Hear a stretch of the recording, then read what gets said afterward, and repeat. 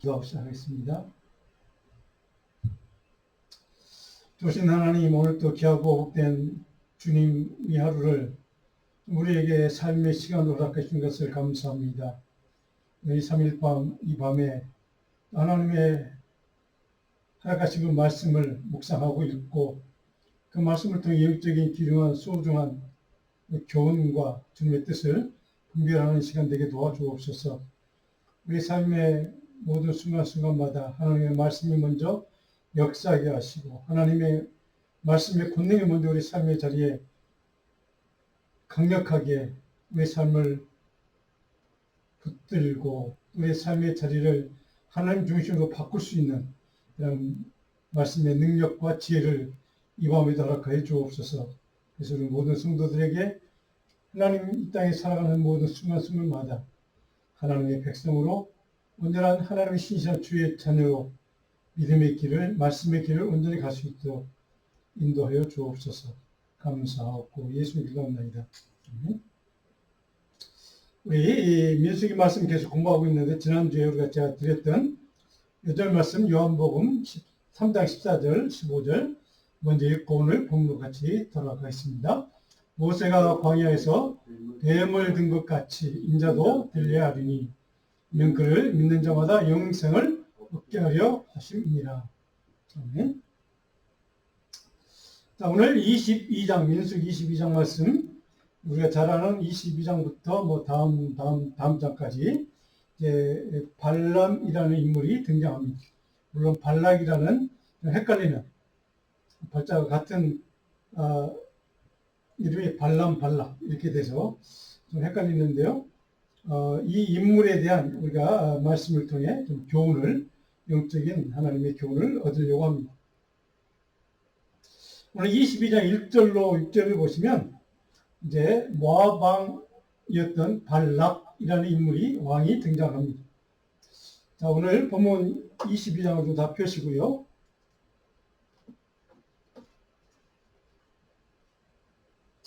자, 22장 구약성경입니다. 민수기 22장 1절로 4절까지를 한번 집에서 천천히 같이 저도 읽을 테니까요. 같이 먼저 읽어보겠습니다. 이스라엘 자손이 또 길을 떠나 모압 평지에 진을 쳤으니 요단 건너편 곧 여리고 맞은편이더라. 이스라엘이 아모리인에게 모든 일을 보았으므로 모압이 심히 두려워했으니 이스라엘 백성이 많음으로 말미암아 모압이 이스라엘 자손 때문에 번민하더라.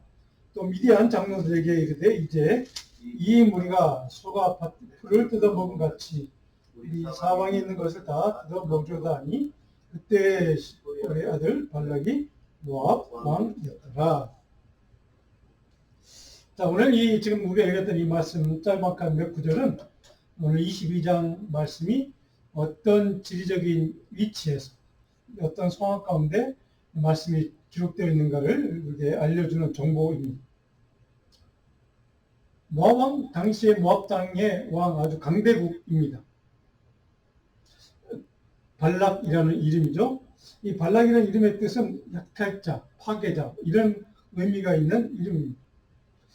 근데 이스라엘에게 이제 그 전에 미디안 광야라든가 이런 그 전에 이스라엘 백성들이 대군을 이끌고 그리고 이제 우리 땅을 지나간다는 소문을 들었던 것 같습니다.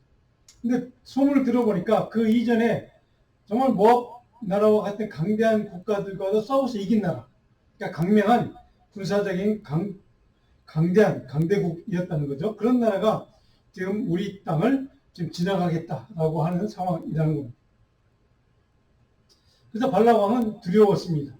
걱정됐겠죠. 저도 혹시 그냥 지나만 가면 참 좋겠는데 혹시 우리를 공격해서 침략해서 우리 땅을 우리 나라를 빼앗지 않을까 이런 염려와 걱정이 있었던 것 같습니다. 그래서 그 소문을 듣자마자 발락 왕은 발람이라고 하는 당시에 그 지역에서 주술사로 그 사람이 저주를 하면 다에게 통용이 되는 일어나는 그런 능력 있는 마술사, 주술사, 주술 능력을 가진 인물이었던 것 같습니다. 그 사람을 초청해서 지금 이스라엘이 우리나라 땅을 지나고 우리를 공격할 수도 있으니까 우리를 위해서 저 이스라엘 백성들에게 저주 좀 해주세요. 라고 막 이렇게 부탁을 이제 하려고 했던 것 같습니다. 자, 그런 목적으로 이제 발람을 초청해서 우리나라에 와 주십시오 하고 사절단을 보내서 이제 그를 이제 초청하는 이야기가 오늘 본문에 이제 시작되고 있습니다. 물론 이 발락이라고 하는 이 모압 왕은 거대한 이스라엘 백성들의 그 군대가 두렵겠고 또 그들이 그 이전에 아모리 족속을 통과하면서 그 땅을 통과하면서 아모리 족속에게 이스라엘 백성들이 어떻게 했는지를 소문을 들었으니까 겁이 났고 뭐 두려웠고 이런 상황일 것입니다. 그때 대책을 세웠는데 그 대책 이야기가 지금 오늘 본문의 1절부터 기록되어 있는 내용입니다. 발람이라는 인물을 초빙해서 이스라엘 백성들 저주를 걸어주면 우리가 그 저주의 능력으로 인해서 이스라엘 백성들을 능히 물리치고 그들을 이겨낼 수 있겠다. 뭐 이런 생각을 했다는 것이죠. 자, 발람은 어떤 인물이었는가? 부올의 아들 메소포타미아 강 근처에 살았다. 아주 먼 거리입니다. 사실은. 모압 땅에서도 먼 거리에서 거주했던 이 발람을 이제 초청해서 사신을 보내서 그를 초빙하고자 하는 이제 의도가 있었다는 것이죠. 근데 이 발람은 어떤 인물이었는가? 물론 유명한 당시에 그 세계에서 고대 근동 세계에서 주술사이기도 했지만 이 사람은 원래 정확히 따지면 하나님의 선지자였습니다. 하나님의 일꾼이었다는 것이죠. 그 하나님의 일꾼을 초청해서 하나님의 백성인 이스라엘 백성들을 저주하라고 부탁하겠다 하는 게 발락의 지금 이제 작전이었던 것이죠.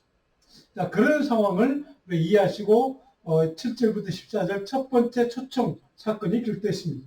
15절부터 그 다음에 두 번째로 이제 초청을 하는 이야기가 기록됐습니다. 22장 7절을 보시면 이렇게 기록이 되어 있습니다. 모압 장로들과 미디안 장로들이 손에 복채를 가지고 떠나 발람에게 이르러 발락의 말을 그에게 전하매 사절단이 가서 복채를 가지고 이제 예물을 들고 왔다는 얘기입니다. 그래서 사정을 얘기하고 우리 발락 왕이 당신을 초청합니다. 이러이러한 목적으로 당신이 와서 우리를 위해서 일해 주십시오라고 이제 초청을 했다는 것이죠. 1차 초청하러 갔던 사신들이 들고 왔던 예물은 여기에 복채 이렇게 뭐 돈이 이렇게 많지는 않았다는 것입니다. 그냥 어느 정도 대가를 지불하고 와 주십시오 부탁하러 갔다는 얘기죠. 그런데 그 얘기를 들었던 발람이 이렇게 대답합니다. 8절입니다. 발람이 그들에게 이르되 이 밤에 여기서 유숙하라. 여호와께서 내게 이르시는 대로 너희에게 대답하리라. 아마 이것을 보면 발람이라는 인물은 하나님의 선지자가 맞았구나. 하나님 일꾼이었구나 하는 것을 알게 됩니다. 그래 그 이야기를 듣더니 뭐 선뜻 승낙하지 않습니다. 그래 그러면 하룻밤 묵고 가. 내가 하나님께 기도해보고 하나님이 응답해 주시는 대로 내가 그대로 너에게 대답해 줄게. 자, 이렇게 하나님께 기도하는 선지자로서의 모습을 우리는 발견할 수가 있습니다. 그러니까 하나님의 뜻대로 내가 행할 거야 라고 하는 믿음의 결단도 있던 그런 아마 좋은 선지자였던 것 같습니다. 훌륭한 선지자였던 것 같습니다. 자, 그런데 9절에 보면 하나님이 발람에게 임하여 말씀하시되 자, 여기서부터 이제 하나님과 발람 사이의 대화가 이루어지는 내용입니다. 야, 너와 함께 있는 저자들, 너를 방문한 저자들 도대체 누구니? 하나님이 의도적으로 물어보시는 겁니다. 그때 10절에 모압왕 십불의 아들 발락이 내게 보낸 자들입니다. 나를 와서 좀 자기를 도와달라고 이스라엘 백성들 저주해달라고 나를 초청하러 왔은 사절들입니다. 이렇게 대답을 했다는 얘기죠. 그 11절에 저들의 요청이 내용이 무엇인지를 자기 초청하는 목적이 무엇인지를 이렇게 발람은 이렇게 하나님 앞에 고합니다. 바라 애굽에서 나온 민족이 지면에 덮였으니 이제 와서 나를 위하여 그들을 저주하라. 자, 애굽에서 나온 민족은 물론 이스라엘 백성, 이스라엘 군대입니다. 그들을 저주해달라는 부탁을 하고 나한테 왔습니다라고 대답했던 그 바로 다음에 12절에 보시면 하나님이 그에게 발람에게 무엇이라고 응답해 주시는지 이렇게 기록됐습니다. 너는 그들과 함께 가지도 말고 그 백성을 저주하지도 말라. 그들은 복을 받은 자들이다. 하나님이 자신의 백성, 선택한 백성, 선민, 이스라엘 백성들을 저주하지 해달라는 그 발락 왕의 요청에 대해서 너는 이렇게 대답해. 너는 그들과 함께 가지도 마라. 그리고 이스라엘 백성들은 내 백성이야. 그들을 저주하지도 마라. 이렇게 정확하게 하나님이 의사를 전달한 겁니다. 명령하신 거죠. 그러니까 하나님의 뜻을 분명하게 선포하시는 겁니다. 그래서 13절에 보면 발람이 발락의 귀족들에게 이르되 너희 내 땅으로 돌아가라. 그래, 나 하나님의 응답 받았어. 너 그냥 돌아가. 나는 너희와 같이 가지 않을 거야. 하나님이 나를 가지 말라고 하셔. 저주하지도 말라고 하셔. 라고 13절에 보시면 이렇게 기록합니다. 여호와께서 내가 너희와 함께 가기를 허락하지 아니하시는지. 여기까지만 해도 발람이라고 하는 인물은 하나님의 신실한 바로 선지자였던 것을, 하나님의 뜻을 말씀과 명령을 온전히 순종하는 인물이었던 것을 우리는 알 수가 있습니다. 정확하게 하나님의 뜻에 따라 나는 이렇게 할 거야 라고 그들에게 정확하게 자기 의사를 전달합니다. 자, 그런데 1차 초청이 실패한 거죠. 돌아갔습니다. 네, 거기에 그냥 포기하고 말법도 한데 발락 왕은 2차로 사절단을 더 크게 화려하게 꾸며서 보냅니다. 22장 15절로 21절까지 내용이 2차로 발람을 초청하는 이야기가 됐습니다. 여기 보면 발락은 발람에게 재차 와주기를 요청하면서 하나님을 범하여 그 어떤 전쟁에도 관심 갖지 마라. 하나님께 명령에 불순종해 라고 그를 유혹합니다. 근데 유혹의 도구가 있습니다. 17절입니다. 어떤 것으로 발람을 유혹하는가? 내가 그대를 높여 크게 존귀하게 하고 명예의 욕입니다. 크게 높은 인물, 당신의 이름을 만방에 떨치게 할 거야 라고 하는 명예의 욕을 지금 자극하는 겁니다. 그대가 내게 말하는 것은 무엇이 내가 다 들어줄게. 청하건대 와서 나를 위하여 이 백성을 저주하라. 당신이 이 팔레스타인 고대 근동 지방에서 최고로 유명한 인물로 내가 만들어줄 테니까 제발 와서 우리를 위해서 일 좀 해. 이스라엘 백성들을 저주해줘 라고 요청을 했다는 것이죠. 그런데 거기에 18절을 보면 발람이 그 요청, 2차 요청에 대해서 이렇게 거절하는 의사를 표현합니다. 18절에 발람이 이르되 발락이 그 집에 가득한 은금을 내게 줄지라도 내가 능히 여호와 내 하나님의 말씀을 어겨 덜하거나 더하지 못하겠느라. 단호하게 2차 초청에 대해서도 거절하는 이야기가 여기까지 기록되어 있습니다. 명예욕도 물질로도 나를 설득할 수 없겠다는 단호한 의지를 여기까지 보여주고 있습니다. 하나님의 명확한 거절 의사를 그는 순종했다는 뜻입니다. 자, 그런데 그들이 다시 몇 번 매달리면서 간청했겠죠. 꼭 좀 우리나라를 도와달라고. 그래서 그 신하들이, 그 지도자들이 여러 차례 거기에서 요청하지 않았겠습니까? 그랬더니 드디어 바로 발람의 마음이 조금씩 움직이기 시작합니다. 그들의 설득에 설득당하기도 했고, 또 그들이 내미는 조건들 있지 않겠습니까? 돈, 재물, 그리고 명예욕. 이것들을 통해서 그를 자극했더니 그가 조금씩 넘어간 겁니다. 19절에 보니까 이렇게 발람이 그들에게 대답을 합니다. 여호와께서 내게 무슨 말씀을 더 하실는지 알아보자. 자, 여기에서 우리는 중요한 단어 한 가지 딱 더라는 단어를 주목해야만 해요. 더. 이미 하나님은 발람에게 하나님의 뜻과 의지를 정확하게 명령해 주셨습니다. 알려주셨습니다. 그래서 물론 발람도 하나님의 뜻을 정확하게 내가 순종하겠다는 결단도 보여주었습니다. 근데 그들이 자꾸 다시 한번 재고해달라고, 다시 한번 생각해달라고 자꾸 꼬드깁니다. 유혹합니다. 돈, 소유욕으로, 그리고 명예욕으로. 그랬더니 그가 하나님이 이미 하나님의 의사를 정확하게 선포했음에도 19절에 내가 하나님이 또 다른 더 어떤 말씀을 해 주실지 내가 모르니까 다시 한번 내가 하나님께 기도해 볼게 라고 하는 이야기를 여기서 발람이 지금 그들에게 하는 말씀이 19절의 내용입니다. 무슨 말씀을 더 하실런지. 더라는 이 딱 한 단어, 이 한 글자, 여기에 지금 초점이, 핵심이 있는 겁니다. 그의 마음이 하나님이 또 다른 무슨 말씀을 내게 허락하는 말씀을 해주지 않을까라고 하는, 너희들이 말을 들어보니까 내가 가는 것도 괜찮을 것 같아 라고 하나님이 그것을 허용하실 수 있지 않을까라고 하는 그런 마음과 미혹당함 때문에 바로 이렇게 지금 말을 하고 있다는 것을 우리는 그 영적인 태도가 변화되었음을 우리는 보게 됩니다. 물론 마지막에 결국 하나님은 그래 네가 원하는 대로 해라고 마지못해 그것을 허용하는 이야기가 이제 기록되어 있습니다. 그리고 조건 하나 붙이죠. 네가 가되 그들과 함께 가되 내가 너에게 주는 말만 그 발락 왕에게 전해. 이제 이런 얘기입니다. 20절에 밤에 하나님이 발람에게 임하여 이르되 일어나 함께 가라 함께 가라 그들과 함께 가라 내 뜻은 아니지만 네가 그토록 원하고 네가 그토록 간절히 간청하니 그들과 함께 가라. 여기 그들이 누굽니까? 하나님의 백성이 아닌 자들입니다. 우상을 숭배하는 자들, 이방 족속들입니다. 그러나 내가 내게 이르는 말만 준행할지니라 라고 하는 전제 조건을 달고 그들과 함께 동의해서 가는 것을 마지못해 하나님이 허용을 해주고 있습니다. 자, 여기서 우리가 기억해야 될 것, 발람은 하나님의 뜻, 의지, 명령을 정확히 알았습니다.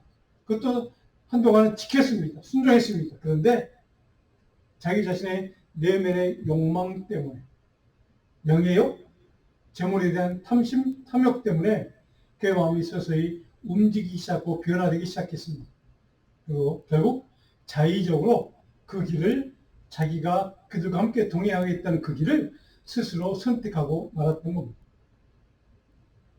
21절에 그들과 함께 동행할 것을 준비하는 이야기가 21절에 이렇게 기록되어 있습니다. 발람이 아침에 일어나서 자기 나귀의 안장을 지우고 모압 고원들과 함께 가니 발람의 최종 선택은 하나님의 뜻, 하나님의 의지, 하나님의 말씀, 것을 거역하고 자기의 뜻, 자기의 의지를 따라서 욕망에 따라서 욕심에 따라 자기의 길을 선택하고 말았던 사실을 우리는 여기서 보게 됩니다.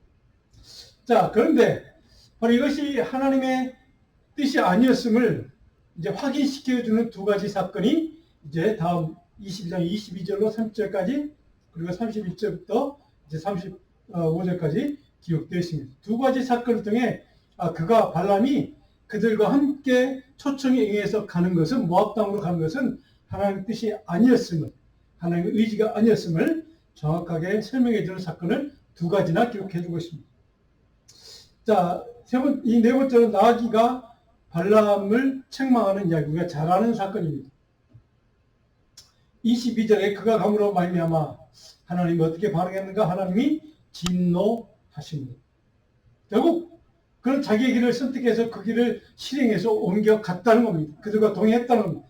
그랬더니 하나님이 진노하셨다라고 22절에 정확하게 기록해주고 증언해주고 있습니다.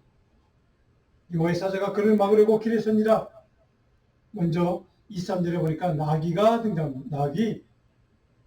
여호와의 사자가 칼을 빼어 손에 들고 길을 막고 서 있는 것을 나귀가 보았다면 영적인 눈이 있었던 얘기죠. 나귀가 그 사자를 볼 수 있었던. 그런데 유감스럽게도 발람은 좀 욕심 때문에, 명예욕, 탐욕 때문에 지금 가는 길이 너무 깊어서 그 사자를 보지 못했다는 사실. 영적인 눈이 가려워졌기 때문에 탐욕과 욕망 때문에 영적인 눈이 가려워져서 하나님의 사자가 그 앞을 가로막고 서 있는 것을 그는 볼 수가 없었다는 사실입니다.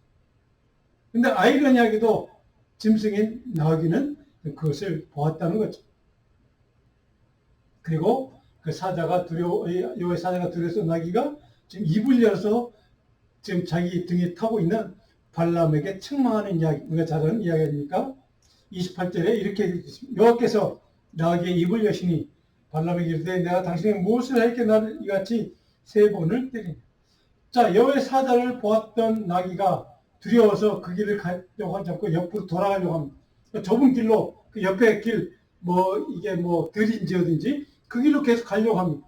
그것들이 발람이 이제 화가 난 거죠. 왜 좋은 길 놔두고 왜 엉뚱한 수 가느냐 하고 나귀를 치니까 나귀가 입을 열어 하는 말, 내가 당신에게 무슨 지금까지 무슨 잘못한 거 있습니까? 왜 나를 칩니까? 나를 왜 핍박합니까? 라는 이야기죠. 그때 29절에 발람이 나에게 이렇게 대답합니다. 내가 나를 거역하기 때문이다. 올바로 길로 가는 것이 내 뜻인데 너는 내 뜻을 거역하고 불순종해서 지금 이 다른 길로 가려고 하는 그것 때문에 너 행동, 잘못된 행동 때문에 내가 너를 지금 책망하기 위해서 너를 때린 거야. 라고 하는 이야기죠. 정작 발람 자신은 하나님의 명령과 뜻과 의지에 거역해서 자기의 뜻 따라 욕망, 욕심에 가득 찬 자기의 의지에 따라 그 길을 선택해서 갔던 자신의 불순종의 모습을 그는 보지 못하고 한낱 나귀, 그 나귀의 불순종하는 것 때문에 화가 나서 그를 채찍으로 치는 모습. 하나님 말씀 온전히 순종했던 얼마 전까지만 그렇게 살아왔던 발람이 바로 이렇게 변질된 영적인 타락의 모습, 하나님 말씀에 대한 뜻에 대한 의지에 대한 불순종하는 거역하는 모습, 바로 이것이 바로 지금 이 순간의 발람의 영적인 타락의 상태를 보여주고 있습니다. 하나님 말씀에 대한 온전하고 전적인 순종하는 삶이 오늘 우리에게 끝까지 그 순종의 삶이 필요한 것을 우리는 이 사건을 통해서 깨닫게 됩니다. 하나님 발람에게 초청을 거절하도록 요구하는 이유는 분명했습니다. 그것은 내 뜻을 불순종하는 길이야. 하나님의 백성을 저주하는 것은 내 뜻이 아니야. 그것은 폐역한 길이야. 라고 분명히 선포하셨고 가르쳐 주셨음에도 불구하고 바로 그 길을 선택해서 갔던 이 발람에게 하나님은 이렇게 나귀를 사용해서 책망하는 이야기. 자, 두 번째로 그것도 안 되니까 드디어 하나님의 사자가 직접 등장합니다. 22장 31절 35절까지 이렇게 기록되어 31절입니다. 그때 여호와께서 발람의 눈을 밝히심에 여호와의 사자가 손에 칼을 빼들고 길에 선 것을 그가 보았다. 드디어 그가 욕망과 탐욕 때문에 가려워졌던 영적인 눈을 하나님이 뜨게 하시고 나귀가 봤던 그 하나님의 사자가 칼을 빼들고 서 있는 그 모습을 지금 발람도 볼 수 있게 해주셨다. 영적인 눈을 띄워주셨다 하는 것이죠. 자, 그랬더니 32절에 하나님의 사자가 드디어 발람에게 이렇게 책망하는 이야기가 기록되어 있습니다. 여호와의 사자가 보라 내 앞에서 내 길이 사악합니다. 네가 지금 선택한 네 그 길은 사악한 길이야. 폐왕한 길이야. 악한 길이야. 그건 거역하는 길이야. 불순종의 길이야. 라고 정확하게 하나님의 사자가 지금 발람에게 꾸짖는 말씀이 기록되어 있습니다. 그 길을 내가 막으려고 여기 왔어. 자, 발람의 불순종에 대해서 하나님의 뜻이 무엇이 있는지를 우리에게 정확히 알려주는 말씀이기도 합니다. 자, 그랬더니 34절에 발람이 드디어 이제 이렇게 하나님께 나아가 고백하고 간증합니다. 발람이 여호와의 사자에게 말하되 내가 범죄했나이다. 당신이 이를 기뻐하지 아니하시면 나는 돌이키겠나이다. 돌아가겠나이다. 내가 드디어 다시 하나님의 뜻, 말씀, 명령을 다시 내가 순종하겠습니다. 순종하는 자리로 다시 돌아가겠습니다. 돌이키겠습니다. 나는 범죄했습니다. 나는 불순종했습니다. 나는 죄를 지었습니다. 라고 회개하고 돌이키는 믿음의 결단으로 나는 주님의 뜻이 아니라면 이 길을 다시 돌아가겠습니다. 라고 지금 하나님 앞에서 자기 죄를 회개하는 말씀이 기록되어 있습니다. 자, 그랬더니 그 회개의 기도를 듣고 35절에 하나님의 사자가 하나님 이렇게 응답하십니다. 35절 발람에게 이르되 그 사람들과 함께 가 내가 내게 이르는 말만 전해 이렇게 마지못해 다시 한번 하나님이 그 길을 가도록 승낙해주는 허용해주는 이야기가 기록되어 있습니다. 자, 가는 길이 분명히 잘못되었음을 그도 알았을 것입니다. 하나님의 뜻이 아닌 것을 그도 알았을 것입니다. 그런데 미혹과 유혹에 그는 넘어가고 말았던 겁니다. 그 믿음의 결단, 단호하게 그들에게 두 번이나 거절했던 그 발람이라는 인물이 그들의 물질욕과 명예욕을 통해서 동원하는 그들의 유혹과 미혹에 그는 결국은 넘어가고 말았다는 사실입니다. 오늘 우리들의 신앙생활 속에도 그런 일들이 종종 있을 것입니다. 하나님의 뜻이, 하나님의 길이 아닌 것, 불순종인 것을 분명히 알면서 불구하고 그 길을 가게 되는 경우가 있습니다. 그것은 믿음이 연약해서 그리고 사단의 유혹과 미혹을 당해서 뭐 이런 여러 가지 이유들이 있을 것입니다. 그것은 그 길은 반드시 오늘 본 말씀에 폐역한 길이라 멸망의 길이라고 그것은 불순종과 하나님의 뜻을 거역하는 길이라고 정확하게 우리에게 말씀하고 있습니다. 오늘 이 말씀을 통해 우리가 깨달아야 할 것, 오늘 영적인 교훈 한 가지가 있습니다. 자, 우리 이 스크린 한번 보시고 영적으로 여러분 설교는 자기에 기록되어 있습니다. 자, 두 가지를 같이 한번 읽어볼까요? 발람은 하나님의 분명한 뜻을 알게 되었음에도 자신의 길을 돌이키지 않고 그들과 함께 그 길을 동행하는 실수를 범했던 겁니다. 그리고 자신의 욕망을 포기하지 못한 발람은 하나님의 말씀에 대한 불순종의 의사를 분명하게 드러내는 영적인 타락의 모습을 오늘 우리는 보게 됩니다.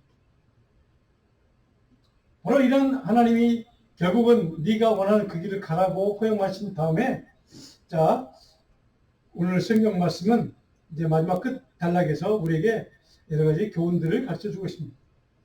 자, 오늘 이 22장 기록되는 사건을 통해 우리는 많은 영적인 교훈들을 중요한 교훈들을 깨닫게 됩니다. 마지막 22장 41절이 이렇게 기록되고 41절이 끝나게 됩니다. 마지막 최종 발람은 무엇을 선택해 하나님이 허용하시긴 했지만 하나님의 뜻은 그것이 아니었다는 것을 그가 분명히 다시 한번 확인했습니다. 그리고 자기 자신과 죄에 대해서 회개하고 돌이키겠다고까지 말씀했으면서도 결국 마지막 최종 선택은 어떤 것이었는가? 41절 아침에 발람과 함께하고 그를 인도하여 바알의 산당에 오르매 왜 하나님이 그토록 발람의 그 길을 가지 말라고 그것을 패망의 길이라고 만류하셨을까? 사자까지 나귀까지 동원해서 그렇게 그토록 만류하셨을까? 그것은 바로 이 한 구절 41절 이야기 때문에 그렇습니다. 그 결국 간 곳이 어디입니까? 바알의 산당에 발락과 함께 우상 숭배의 그 가장 중심지인 바알의 산당에 함께 올라갔다는 사실.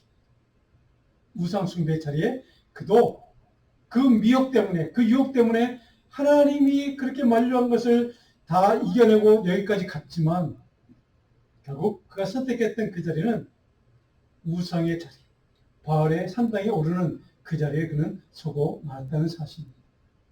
오늘 우리들이 선택하는 작은 실수 하나, 하나님 뜻이 아닌 것을 분명히 알면서 불구하고 이것이 내게 지금 당장 유익하고 도움이 된다고 생각해서 그 길을 선택했던 그 길, 그 선택 한 가지가 결국 발람처럼 우상 숭배의 그 자리에 나를 세워놓는 결과를 초래할 수도 있다는 사실입니다.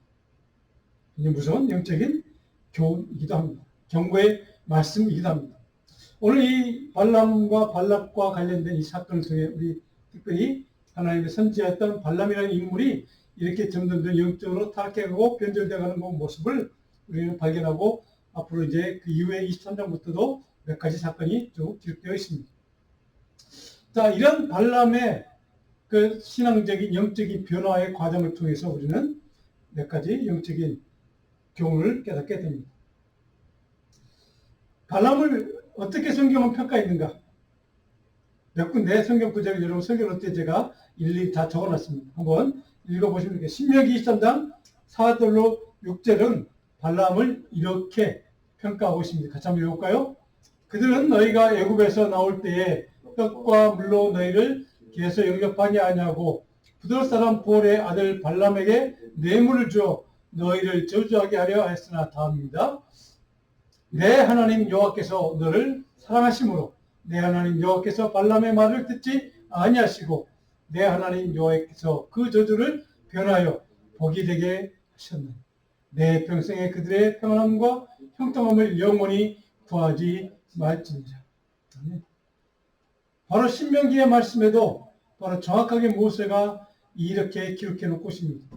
오늘 이 두 구절 속에 하나님, 내 하나님 여호와께서가 세 번이나 반복하고 있습니다.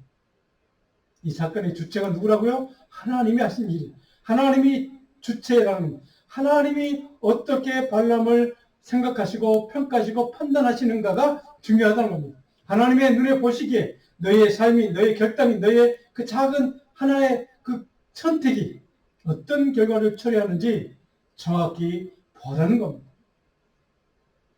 느헤미야 13장 1절 2절은 또 이렇게 기록하고 있습니다. 같이 한번 읽을까요? 그날 모세의 책을 낭독하여 백성에게 들렸는데 그때에 기록하기를 암몬 사람과 모압 사람은 영원히 하나님의 총에 들어오지 못하리니. 그 다음 구절입니다. 이는 그들의 양식과 물로 이스라엘 자손을 영접하지 아니하고 도리어 발람에게 뇌물을 줘. 그러나 우리 하나님이 그 저주를 돌이켜 보게 되게 하셨다 하는지라. 네? 자, 이렇게 여러 군데서 이렇게 발람의 그 행동에 대해서 이렇게 비판적으로 평가하고 있습니다.